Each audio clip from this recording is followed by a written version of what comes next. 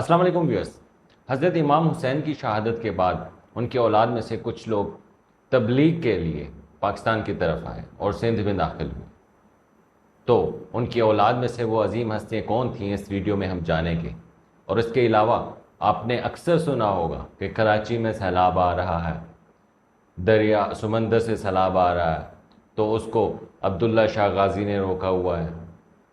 کچھ لوگ میمیز بناتے ہیں کہ اگر وہ سیلاب روک سکتے ہیں تو باقی جو کراچی میں حالات ہیں وہ کیوں نہیں صحیح کر سکتے۔ تو اس طرح کی باتیں چل رہی ہیں۔ تو عبداللہ شاہ غازی کون ہیں وہ بھی میں آپ کو اس ویڈیو میں بتاؤں گا، تو اینڈ تک جڑے رہیے۔ حضرت امام حسن علیہ السلام کے بیٹے حضرت حسن مثنیٰ اور حضرت امام حسین علیہ السلام کی بیٹی حضرت فاطمہ کی شادی ہوئی، اور ان میں سے ان کے بیٹے حضرت عبداللہ البحث پیدا ہوا۔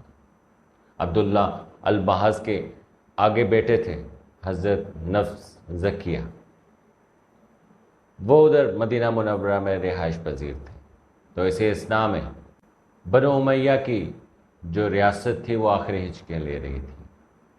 عباسیوں نے کنٹرول سنبھال لیا تھا اور انہوں نے قتل و غارت شروع کر دی تھی۔ حضرت نفس زکیہ نے اپنے بھائی حضرت ابراہیم کو وہاں سے بصرہ روانہ کیا۔ حضرت ابراہیم جو خوبصورتی میں اپنے مثالات تھے، ان کو دیباج کا لقب دیا گیا تھا۔ اس وقت سادات پہ بہت ظلم ہو رہا تھا، ان کے بچوں کو مارا جا رہا تھا، ان کی عورتوں کو بیوہ کیا جا رہا تھا۔ تو اسی اثناء میں حضرت نفس زکیہ نے اپنے بیٹے کو اپنے بھائی کی طرف بھیجا، تو وہ ادھر بصرہ روانہ ہو گئے۔ بصرہ روانہ ہونے کے بعد انہوں نے وہاں سے عراق سے ہوتے ہوئے سندھ کا رخ کیا۔ وہ اس لیے سندھ روانہ ہوئے تاکہ ان کے والد نے تو ان کو بھیجا تھا کہ جائیں اور خلافت کے لیے کام کریں، لیکن وہ ان کا شوق تھا تبلیغ، وہ اللہ کی راہ میں تبلیغ کرنا چاہتے تھے۔ اسی وجہ سے وہ سندھ کی طرف روانہ ہوئے۔ انہیں احساس ہوا کہ اگر میں ایسے سندھ کی طرف روانہ ہوا تو جیسے عباسیوں نے قتل و غارت شروع کی ہوئی ہے تو ایسے مجھے نقصان پہنچائیں گے۔ اس لیے وہ وہاں سے پہلے کوفہ گئے، وہاں سے انہوں نے 20 گھوڑے لیے اور سندھ میں داخل ہوئے تاکہ وہ شو کر سکیں کہ وہ تجارت کی غرض سے یہاں پہ داخل ہوئے ہیں۔ جب وہاں پہ داخل ہوئے تو لوگوں نے بڑا تعظیم دی ان کو، کیونکہ وہ حضرت امام حسن اور حضرت امام حسین کی اولاد میں سے تھے، تو لوگوں نے ان کا بہت ریگارڈ کیا۔ اور کچھ لوگ جیسے حاسدین ہوتے ہیں، انہوں نے حسد بھی کیا۔ انہوں نے وہاں کا جو گورنر تھا عمر بن حفص، تو لوگوں نے ان کو جا کے شکایت کی کہ وہ آئے ہوئے ہیں اور یہاں پہ تبلیغ کا کام جاری ہے اور آپ کے خلاف بغاوت کر رہے ہیں۔ جب انہیں اس چیز کا پتہ چلا تو ان پہ الٹا ہی اثر ہوا۔ وہ خود آئے، ان کو تعظیم دی اور ان کو اپنے ساتھ لے گئے، اور ان کی تبلیغ جب تک وہ کرتے رہے ان کا ساتھ دیتے رہے۔ اسی صورتحال میں پیچھے حالات بہت خراب ہو گئے۔ وہاں پہ حضرت نفس زکیہ کو شہید کر دیا گیا۔ ان کے بھائی حضرت ابراہیم کو وہاں پہ انہوں نے کو بھی شہید کر دیا اور دیوار میں زندہ گاڑ دیا۔ تو جب ان کو پتہ چلا تو ان کو بہت دکھ ہوا۔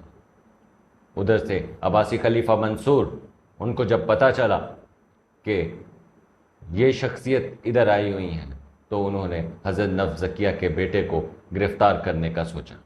انہوں نے وہاں کے گورنر کو پیغام بھیجا کہ ان کو گرفتار کیا جائے، کیونکہ گورنر سادات کا بہت خیال رکھتے تھے، بہت ریگارڈ رکھتے تھے، اس لیے انہوں نے گرفتار نہیں کیا۔ انہوں نے خلیفہ کو بہت سمجھانے کی کوشش کی کہ وہ ادھر نہیں ہے تو میں کیسے گرفتار کر سکتا ہوں، لیکن خلیفہ نہیں مانے۔ اسی اثناء میں جب ان پہ بہت زیادہ پریشر بنا تو عمر بن حفص نے ان کو سندھ کے ایک ساحلی علاقے میں روانہ کر دیا، اور وہاں پہ جو گورنر تھا اس کو کہلوا بھیجا کہ یہ حضرت امام حسن حسین علیہ السلام کی اولاد میں سے ہیں تو ان کا ریکارڈ کیا جائے۔ وہ بھی سادات کا بہت احترام کرتا تھا اور اس نے بھی ان کو تعظیم دی، اور وہ وہاں پہ جا کے آباد ہو گئے اور 4 سال تک تبلیغ کا کام کرتے رہے۔ جب خلیفہ منصور کی بات نہ مانی تو انہوں نے عمر بن حفص کو معزول کر دیا اور ان کی جگہ حشام بن عمر کو گورنر مقرر کیا گیا۔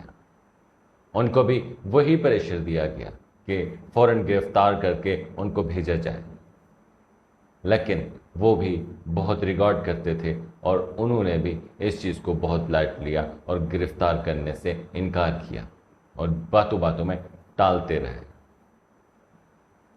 اسی دوران یہاں پہ بغاوت شروع ہوئی اور جنگ چھڑ گئی۔ اسی وجہ سے ہشام نے اپنے بھائی صفی بن عمر کو اس ساحلی علاقے میں روانہ کیا تاکہ جا کے حالات کو کنٹرول کریں۔ جب وہ اس علاقے میں گئے تو وہاں جب ساحلی علاقے میں پہنچے، دیکھا کہ ایک لشکر آ رہا ہے۔ اس نے سمجھا کہ یہ ان کا لشکر ہے اور وہ وہاں پہ جا کے انہوں نے لڑائی شروع کر دی۔ حضرت نفس زکیہ کے بیٹے کو لڑائی کا شوق نہیں تھا، وہ مسلمانوں کو قتل نہیں کرتے تھے۔ لوگوں نے بڑا سمجھایا صفی کو کہ یہ حضور صلی اللہ علیہ وسلم کی اولاد میں سے ہیں تو ان کو کچھ نہ کہا جائے، اور آپ کے بھائی ہشام بھی ایسا نہیں چاہتے تھے، لیکن اس نے ایک نہ سنی اور جنگ چھڑ گئی۔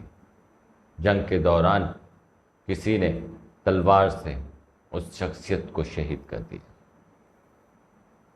جب جنگ ختم ہوئی، لشکر چلا گیا، تو آپ کے مریدین میں سے کچھ لوگ آئے، آپ کو دیکھا تو آپ کی روح پرواز کر چکے تھے۔ پھر وہ آپ کو پہاڑی پر لے گئے اور وہاں پہ دفن کر دیا۔ وہ ہستی حضرت عبداللہ شاہ غازی تھے، جو آج کل کراچی میں کلفٹن کے علاقے میں دفن ہے۔ تو وہی عبداللہ شاہ غازی جن کے بارے میں ایسے لوگ مختلف چیزیں کہتے رہتے ہیں، وہ حضرت امام حسن اور حضرت امام حسین کی اولاد میں سے ہیں۔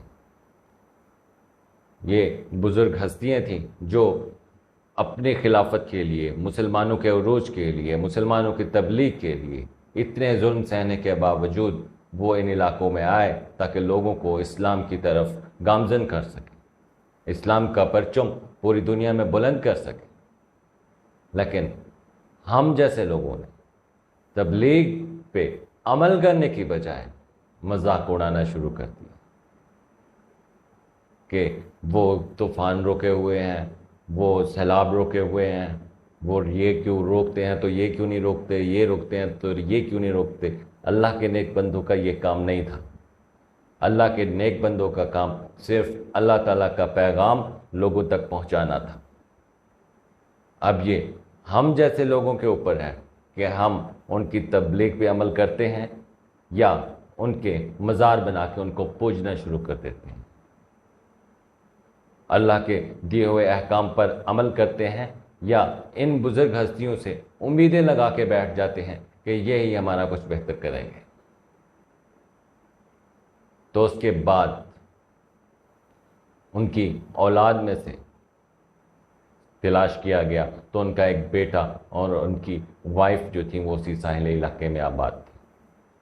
ان کو وہاں سے گرفتار کر کے ہشام کی طرف بھیجا گیا۔ ہشام نے پھر ان کو واپس بغداد میں روانہ کر دیا خلیفہ منصور کے پاس۔ کچھ عرصہ وہاں قید رہنے کے بعد اس نے انہیں واپس مدینہ منورہ بھیج دیا۔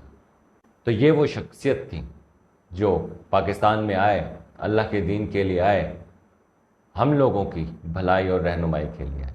کہتے ہیں کہ یہ پہلے انسان تھے جو اسلام کی غرض سے پاکستان میں آئے۔